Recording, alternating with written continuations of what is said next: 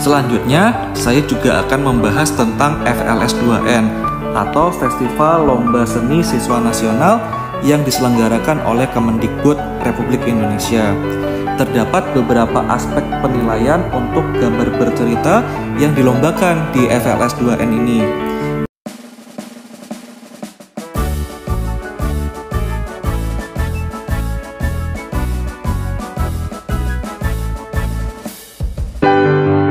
Nah, teman-teman, di sini kita akan coba menggambar gambar bercerita bersama-sama. Di sini saya berusaha untuk menggambarkan tokoh-tokoh dari berbagai macam latar budaya di Indonesia. Saya menggunakan HP saya nih untuk mencari referensi baju adat atau makanan tradisional dari masing-masing daerah.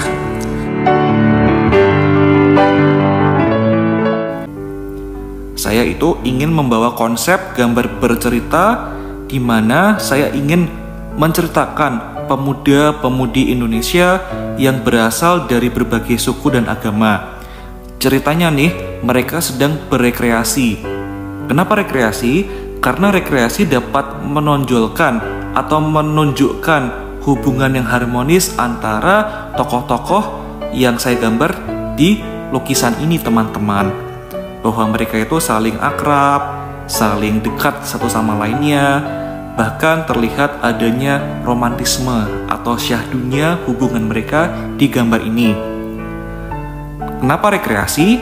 Karena rekreasi itu juga dapat menonjolkan keluasan atau istilahnya ialah mereka itu santai namun tetap gembira, dan itulah yang ingin saya bawakan di tema kita kali ini. Ada yang sedang menyantap hidangan khas Nusantara yang sangat lezat, ada yang sejenak istirahat, baring, lalu juga ada yang sedang melantunkan kidung-kidung atau lagu-lagu dari daerahnya, ada yang bermain sepak bola, lompat tali, ada yang mendongengkan cerita rakyat kepada adik-adiknya, hingga ada beberapa tokoh yang larut dalam petualangannya, yang sedang berselancar di dalam dunia dalam buku.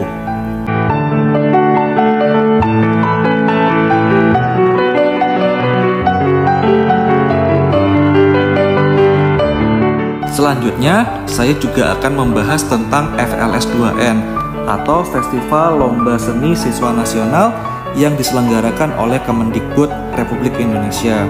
Terdapat beberapa aspek penilaian untuk gambar bercerita yang dilombakan di FLS2N ini. Yang pertama ialah aspek edukasi, di mana karya yang kita bikin harus memiliki nilai-nilai pendidikan yang sesuai dengan norma kesusilaan dan tidak bertentangan dengan unsur pornografi, agama, ras, antar golongan, dan suku. Dan di aspek ini kita juga harus mampu menunjukkan pengetahuan dan wawasan orang yang membuat lukisan ini. Misalkan di lukisan ini saya ingin mendidik orang-orang agar memiliki wawasan Indonesia itu sangat beragam. Ditunjukkan dengan tokoh-tokoh dengan berbagai macam kostum, lalu ada makanan dari berbagai macam daerah, dan lain-lain. Saya juga ingin mendidik atau memberikan wawasan kepada orang-orang yang melihat lukisan ini bahwa hubungan orang-orang Indonesia itu harmonis dan sangat akrab walaupun mereka berbeda-beda. Kalau teman-teman lihat dan kalau misalkan jurinya paham, coba lihat permadani warna merah yang tempat duduk orang-orang yang sedang makan atau lagi piknik. Permadani itu saya menggunakan batik dari Palembang, teman-teman.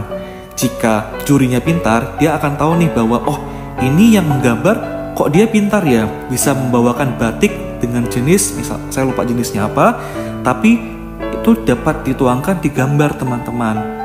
Itu kan menunjukkan bahwa yang melukis itu juga pintar dan berwawasan. Di bagian belakang teman-teman lihat deh, ada orang Hindu, orang Nasrani, orang Islam, dan orang Buddha yang sedang bermain lompat tali. Ini kan menunjukkan bahwa Indonesia itu memiliki hubungan antar agama yang baik juga. Ini yang berusaha saya edukasikan dari gambar saya.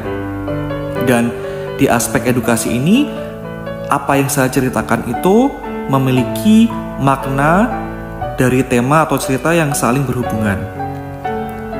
Aspek nomor 2, yakni aspek cerita. Aspek ini menceritakan kehidupan atau dunia anak-anak. Misalkan ada yang main bola, mendongeng, piknik, dan lain-lain. Segala aktivitas yang akrab dilakukan oleh anak-anak. Yang berikutnya ialah tidak terlalu rumit, jelas dan komunikatif. Di sini tidak ada gambar yang aneh-aneh, langsung saja orang rekreasi. Orang rekreasi itu ada yang makan, ada yang baca buku, ada yang bermain, dan lain sebagainya. Berikutnya ialah aspek gambar. Ini lebih teknis. Pertama, keaslian, bahwa ide ini jarang ditemukan di gambar-gambar sebelumnya, dan ini original. Berikutnya ialah kebaruan, yakni tekniknya, visual, karakter, gaya, warna, garis itu baru dan belum pernah dilihat oleh orang lain. Berikutnya ialah keluasan, di mana tidak terlihat kaku. Di sini kan saya orang-orangnya beraktivitas, ada yang main gitar, ada yang lompat tali, dan lain-lain, sehingga tidak boleh kaku. Berikutnya ialah kelancaran. Gambar-gambar tadi itu kalau orang lihat dari depan, dari samping, dari manapun itu urut atau ada alurnya. Ada yang lagi piknik, ada yang lagi main bola, ada yang lagi baca buku. Saat orang melihat dari kiri ke kanan, kanan ke kiri, atas ke bawah, mereka dapat melihat aktivitas-aktivitas yang runut, yang ada alurnya seperti air. Setelah itu ialah ekspresi dan daya ungkap ide atau gagasan. Di sini lebih ke kompleksitas. Misalkan saya gambar ada belasan orang di sini dengan baju adat yang berbeda-beda. Ini sangat kompleks. Dan kalau teman-teman lihat ada yang beraktivitas kayak menendang bola, lompat tali, main gitar. Kompleksitas ini yang menjadi unsur yang dinilai di gambar bercerita. Yang terakhir ialah penguasaan media dan teknik. Teman-teman lihat deh, saya bikin rumputnya dengan teknik scratching.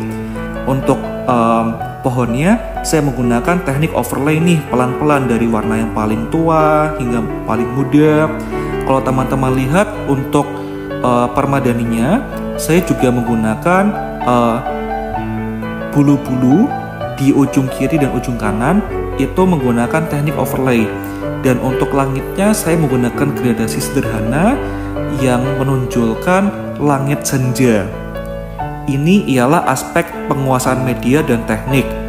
Ini akan dibentuk oleh pengalaman, sehingga teman-teman harus rajin belajar dan berlatih tentang gambar bercerita.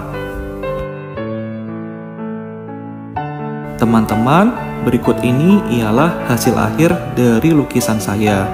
Dapat dilihat ya dari komposisi warna, tokoh-tokoh yang terlibat, lalu aktivitas yang dilakukan.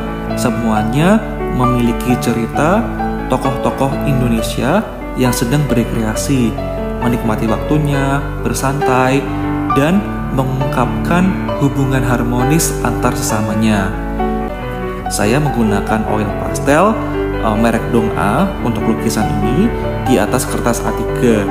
Saya menggunakan pensil 8B untuk membuat outline-nya dan menggunakan beberapa teknik nih seperti scratching dan juga overlay dalam pewarnaannya.